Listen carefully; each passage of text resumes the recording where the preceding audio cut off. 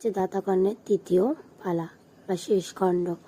এখন দাতাকর্ণ সেবা দিয়েছে বা তার স্ত্রী দুজন মিলে সেবা দিয়েছে, কিন্তু কর্ণ এই সেবা গ্রহণ করছে না। কারণ কর্ণ বলছে, যাও খুঁজে নিয়ে এসো 5 বছরের শিশুকে।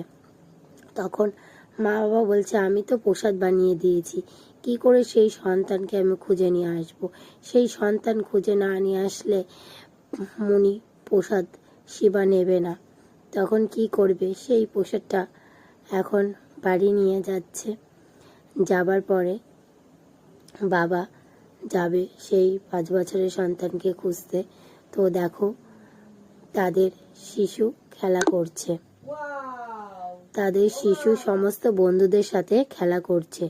খেলা করার পরে তখন দেখতে পেয়েছে অবিকল তার সেই সন্তানের মতো 5 বছর বয়স।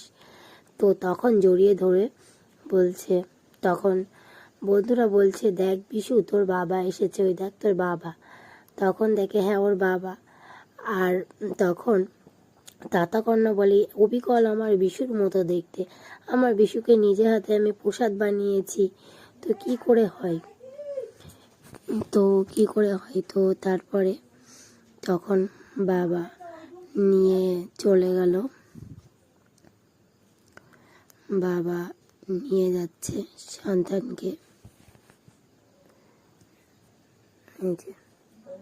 বাবা তো পেয়ে আনন্দে আত্মহারা, যে আমি কি কাজ করলাম আর কি হলো আমার সামনে, আমি তো কিছু বুঝতে পারছি না, কেন এরকম হচ্ছে আমার সাথে। তো তখন সন্তানকে জিজ্ঞাসা করছে, তখন সন্তান বলছে, বাবা হ্যাঁ আমি এখানেই তো খেলা করছিলাম। তখন বাবা অবাক হয়ে যাচ্ছে যে কি বলছে আমার সন্তান আমাকে। তখন বাবা বুঝতে পারছে সব কিছু।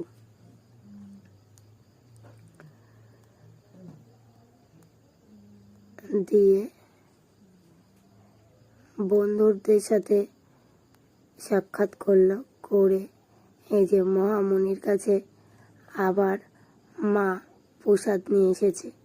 প্রসাদ নিয়ে আসার পরে তখন বাবা এখনো ফিরিনি, মানে দাতাকর্ণ এখনো ফিরিনি তার সন্তানকে নিয়ে।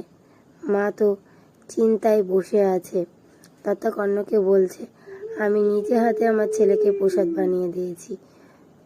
তো দেখো এবার কর্ণ তার বিশুকে নিয়ে চলে এসেছে। এবার মা এখনো দেখেনি।